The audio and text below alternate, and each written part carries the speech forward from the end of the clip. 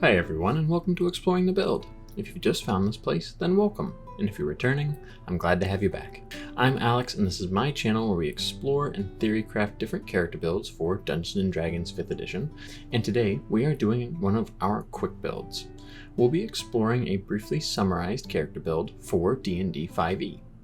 As always with our quick builds, if there's ever a build you'd like to see me explore in the future, be sure to let me know in the comments below.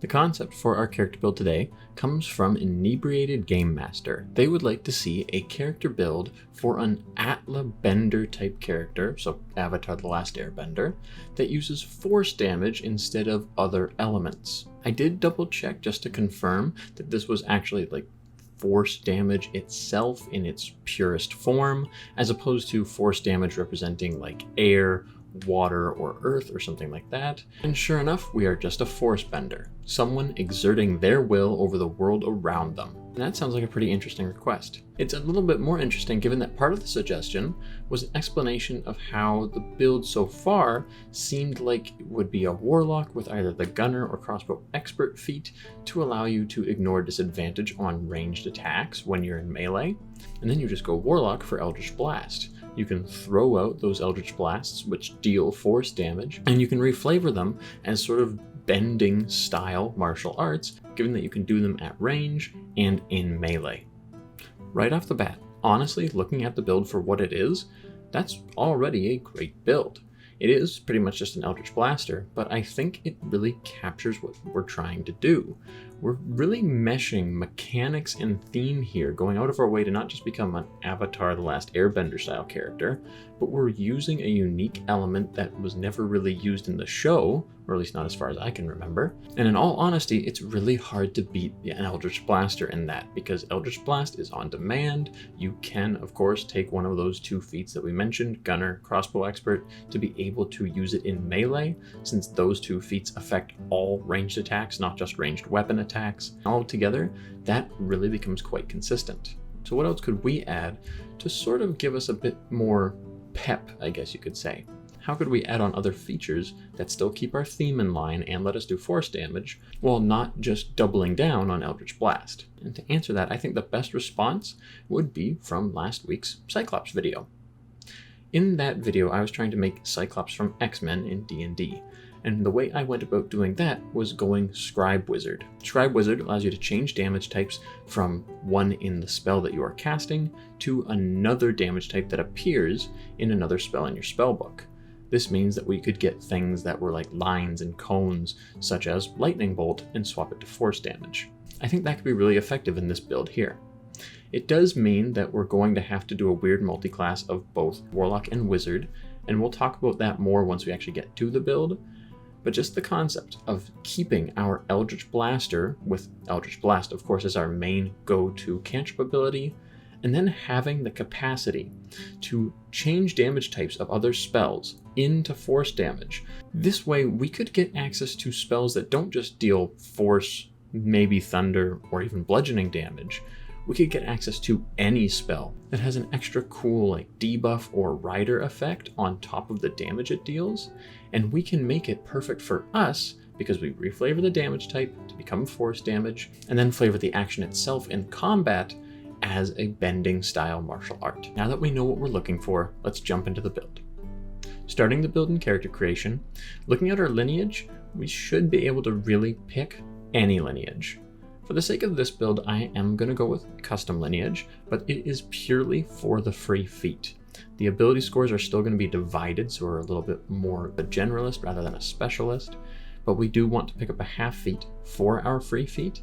If you didn't want that extra free feat right off the bat, or if you could get it anyways just from the start of your campaign and want it to be a different lineage, then feel free to pick anything that you'd like. For us though, we want a half feat that can improve either intelligence or charisma, since those are our main two stats for this build. And I think our main choices are really telekinetic, since we also get the bonus action push or pull with that feat, or Gift of the Gem Dragon. Gift of the Gem Dragon is a really interesting one because it gives us a retaliate ability that deals force damage. And for me, it is my personal favorite to pick up here, as it could really be interesting to have a way to deal force damage as a reaction off of our turn when an enemy attacks us. Plus, it fits in pretty perfectly with our bender theme. Someone is coming at us with an attack, whether it's slightly ranged since we have that 10 feet to play with, or maybe it's melee and they're going to try and hit us really hard. And then, even if they do, we're going to unleash a full counter on them with our force ability. Now that we know what half fate we're taking, let's actually look at our stats. We're going to want the following ability scores, though you can feel free to change them around however you'd like. But we would ideally like 8 strength, putting no points into it, dexterity 14, putting 7 points into that. Constitution will be a little low at 12, since we'll only put 4 points into it, but we'll try to stay out of the fight so that way we don't take too many hits. We just want the option to fight in melee if we have to. It doesn't mean we're choosing to go into melee. Then we're going to put intelligence to 16, putting 9 points into it, and a +1 from Gift of the Gem Dragon. Wisdom is going to be left alone at 8, a lot lower than we would like, but there's not much we can really do about that. And finally, Charisma is also going to be 16 by putting 7 points into that, as well as the +2 from Custom Lineage. Finally, for our background, anything can work because anything should be able to work. So now looking at the level breakdown of our build, how are we exactly going to break down this Wizard Warlock split? Personally, I would go Wizard 12, Warlock 8. I like the even distributions just to get the full 5 ability score improvements / feats that a normal class would have access to. But no matter which class we want to prioritize, as well as which ability score, we kind of want to end up with more levels in Wizard than Warlock. The reason is because of the Awakened Spellbook restriction on swapping damage types. When you swap a Wizard spell's damage for another spell's damage that appears in your spellbook, both those spells have to be the same level. Normally, when you multiclass with Warlock, you can use your Warlock spell slots to cast other spells from other classes that you know, getting some nice free upcasting with them. But unfortunately, rules as written, we can't do that upcasting and still get the ability to swap damage types out. This means in order to really make use of our Warlock spell slots to cast our Wizard force damage spells, we're gonna have to have higher levels in Wizard than we do in Warlock. That way we can make sure that we have the actual level of spell required in order to swap the damage type of our other spell. Obviously, if you want to manipulate and change the levels a little bit to get like 5th level spells from Warlock instead of just 4th, you could go up to 9 or even 10, but that does mean that we're losing out on an ability score improvement or feat, so just keep that in mind too. Speaking of feats, in terms of what we're actually picking up and taking, for the most part, all we want to do is pick one of our 2 ability scores between Charisma or Intelligence to count as our primary, and just try to cap that really quickly. The other stat can be thought of as a secondary, and we can try to bring it up and maybe cap it as well. Or if we'd rather just improve it once and improve Constitution or Dexterity to boost our defenses, that's alright as well. Or we could even just forgo the secondary ability and purely buff our defenses.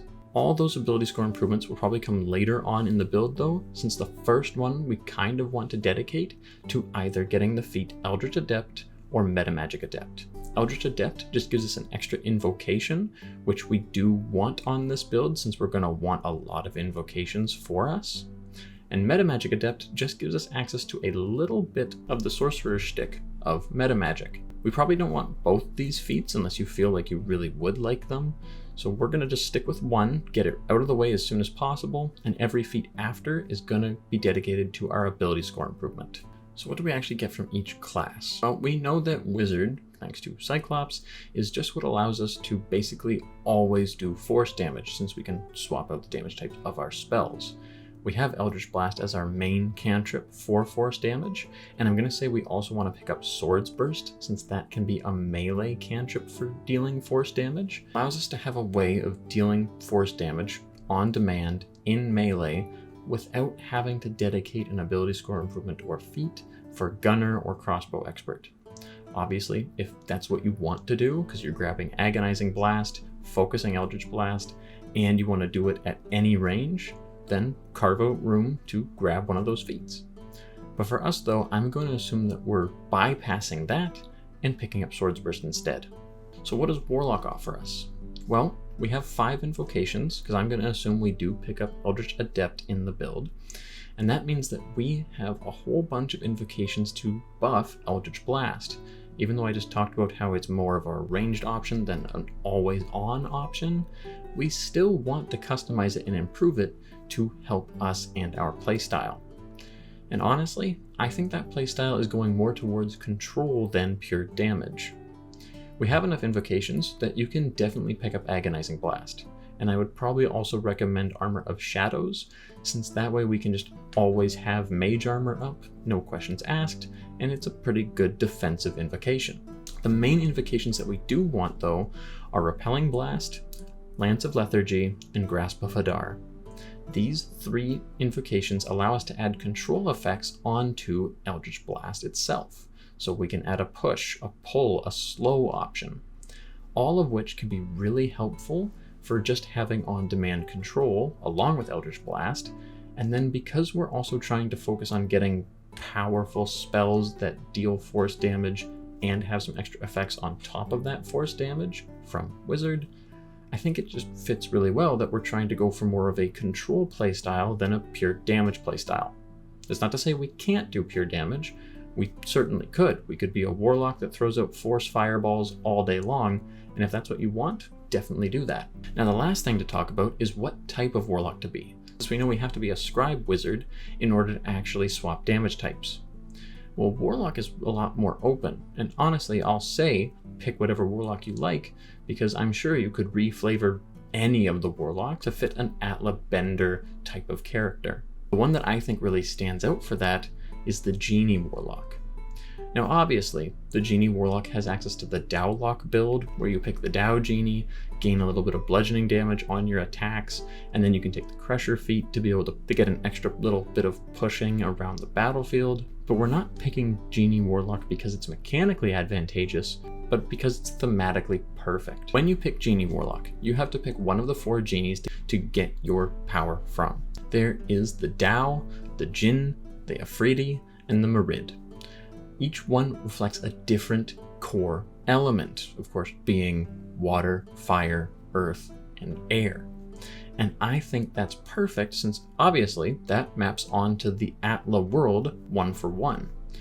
Really, I would go Genie Warlock and pick any of the 4 genies to gain our power from, and just flavor that as like the Bender nation that we are descended from.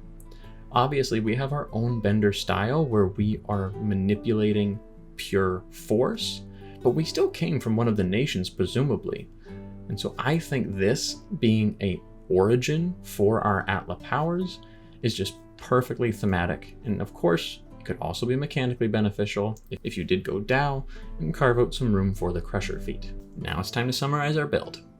Overall, we certainly feel like a force bender, because we're pretty much always doing force damage, as well as hopefully adding a little extra effect onto our spells or cantrips in some way.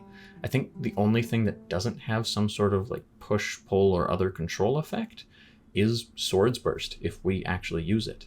But even then, since it's an AoE cantrip, that's still kind of cool in its own right. One thing to mention is that as far as spell progression goes for when you're actually going up into the build level by level, personally, what I would do is alternate back and forth between Warlock and Wizard to let our spells progress as though we were kind of like a half caster. For example, let's say we got to level 10 just in the blink of an eye, or maybe started at level 10. We could go Warlock 6 and Wizard 4. This would leave our spell slots as 4 first level, 3 second level, and then, thanks to Warlock, 2 third level. Then at level 11, we could go Wizard 5, gain a couple more third level spell slots than we actually should have. But then at level 12, go Warlock 7, so now we actually have 4th level spell slots, and so on and so forth. This would allow our spell slots to scale on par with half-casters, and really make us feel like our own unique class. Because of the blending of the ATLA theme and like the Bender martial arts type of idea for our character, since we're just dealing lots of force damage and also trying to go for more of a control-based playstyle, I'd say that really makes this build feel more like its own unique class rather than some weird multi-class. And really, we are a very big box of themes and mechanics just getting meshed together that normally might not be, and yet it kind of works. Everything we do is force damage. We have a lot of on-demand control, even if it's just very minimal in terms of a small push or pull, but with Eldritch Blast, that can happen quite often. And of course we have our big spells when we want a larger amount of control that still also uses force damage. Let me know what you thought of the build, or what you would add or change to give it more force power, or also how you might theme it, since it really feels like there are so many different ways to give this character great flavor. Thank you so much for coming on the journey with me, and I hope to see you in the next one.